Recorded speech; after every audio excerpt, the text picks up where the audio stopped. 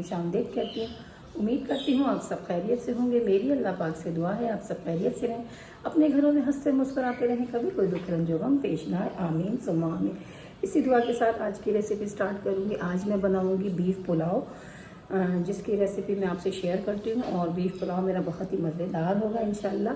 अगर आपको मेरी ये रेसिपी पसंद आए तो लाइक शेयर सब्सक्राइब ज़रूर कीजिएगा, ताकि मेरी आने वाली हर वीडियो आपको बआसानी देखने को मिलेगी। तो चलिए मैं आपको इंग्रेडिएंट्स दिखाती हूँ और उसके बाद मैं आपसे रेसिपी शेयर करती हूँ। चलें तो मैं अपने इंग्रेडिएंट्स आपको दिखाती हूँ। ये देखें, ये मेरा आधा किलो बीफ का गोश्त है, यानी कि बोन वाला। इसके साथ जो है मैंने थोड़ी सी ये जिसके साथ वाइट वाला ये रखा है, ये चर्बी, इसको हम कहते हैं फ़ैट जो होता है इसका, बीफ का थोड़ा सा फ़ैट डलवाया है, क्योंकि इससे बीफ का पुलाव जो होता है बहुत ही मज़े का टेस्ट आता है। तो इसी के साथ एक प्याज में शामिल करूँगी, मोटी रफली चॉप कर ली है मैंने।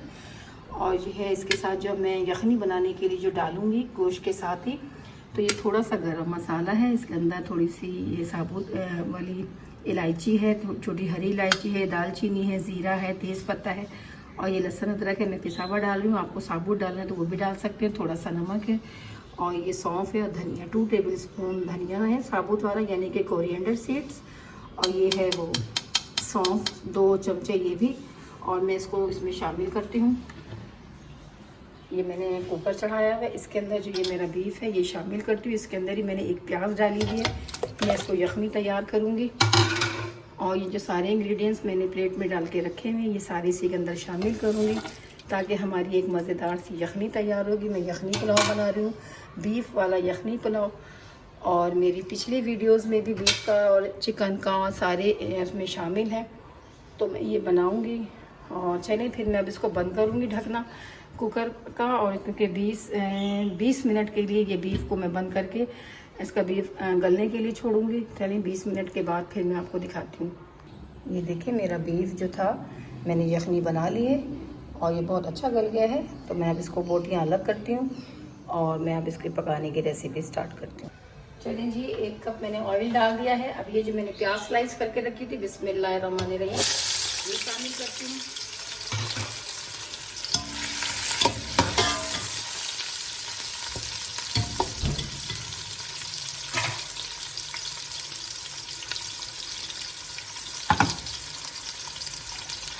ये जो मैंने रखा था गरम मसाला ये भी साथ में शामिल कर दूँगी।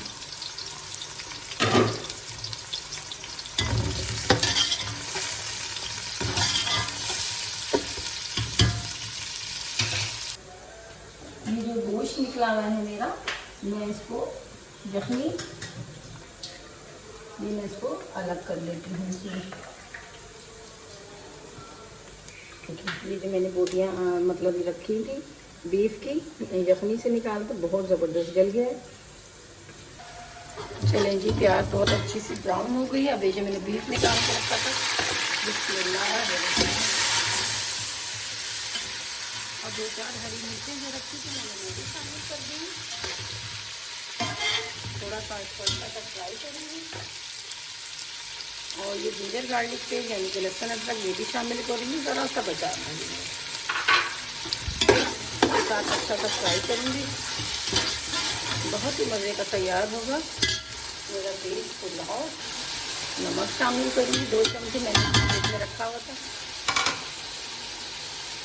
नमक अपने हिसाब से डालेंगे, क्योंकि मैंने यखनी में भी डाला हुआ है। जब अच्छा सा भुन जाए, बहुत ज़बरदस्त प्यारी से खुशबू आने लगे।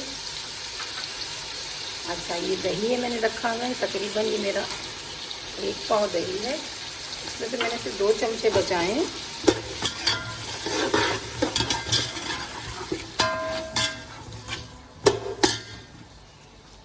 इसकी अच्छी सी भुनाई करूंगी मैं।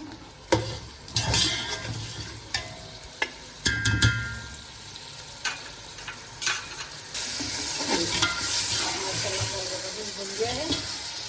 ये जो मैंने बीफ की यखनी रखी थी अलग से, वो डालती हूँ।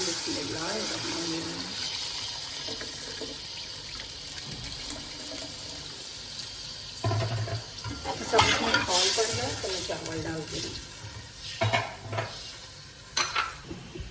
1 घंटे से भिगो के, आधे घंटे से तकरीबन इसको मैंने आधा घंटा भिगो के रखे हैं मैंने। चलिए चेक जखनी में खौल पड़ गया। अब मैंने चावलों का पानी निकाल दिया ना। बिस्मिल्लाहिर्रहमानिर्रहीम। सारे चावल इसी में डाल दूँगी। मेरी आधा किलो चावल और सॉरी इसको पकने के लिए छोड़ दूँगी मैं। बिस्मिल्लाह।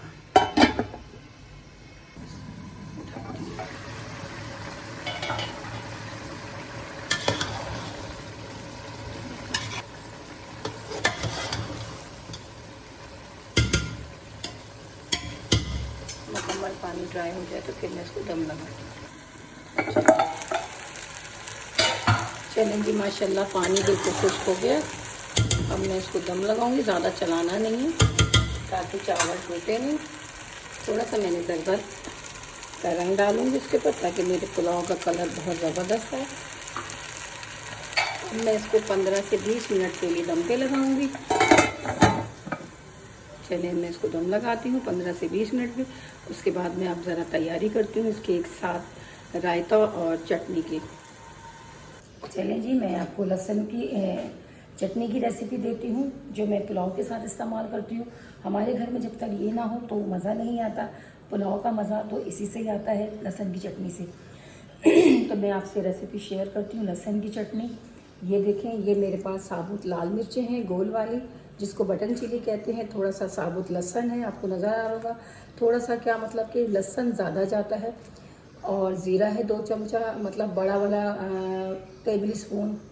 मैंने टी स्पून 2 लिए थे और ये बड़ा वाला है 1 टेबल स्पून। और टीस्पून मैंने नमक लिया है 1 टीस्पून सॉरी। और ये सब तीनों चीज़ें मिला दूँगी, लहसुन, साबुत लाल मिर्च, ज़ीरा और नमक। इसको मैं ब्लेंड करूँगी, इसकी चटनी बनाऊँगी। इसके साथ बहुत ही मज़े की चटनी होती है ये पुलाव। इससे पुलाव में तो समझे 4 चांद लग जाते हैं। ये मैं सब अभी इसमें डाल के आपको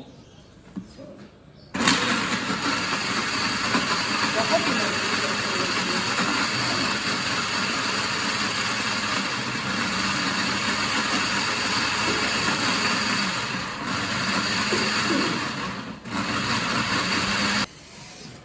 चलिए भाई, देखिए मेरी लहसुन की चटनी तैयार है। मैं इस बाउल में डालती हूँ।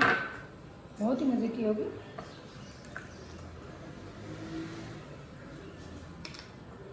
मेरी लहसुन की चटनी मज़ेदार, बहुत ही ज़्यादा, इससे बहुत ही मज़े का टेस्ट आता है।